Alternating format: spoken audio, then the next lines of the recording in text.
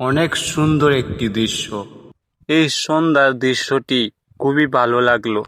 সত্য তো এটাই, সুন্দর জিনিসকে সুন্দর বলতেই হবে। আর যারা সুন্দর জিনিসকে সুন্দর বলতে অস্বীকার করে তারা সবসময় একটি অস্বস্তির মধ্যে থাকে। তাদের মন কখনোই কোনো কিছুতে খুশি হয় না। কিন্তু একজন পজিটিভ মনের মানুষ সব কিছুকেই অনুভব করে।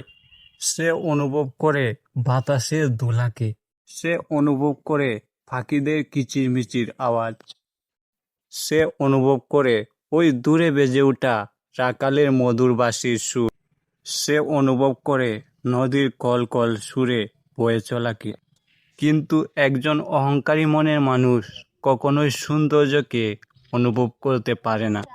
সব সময় তার মনকে অহংকারে ঘিরে রাখে। এই জন্যই বন্ধুরা, ভালো জিনিসকে ভালো বলুন আর মন্দ জিনিসের থেকে দূরে থাকুন। তারপর দেখবে আপনার মনের মধ্যেও আনন্দে খুশিতে ভরে উঠবে।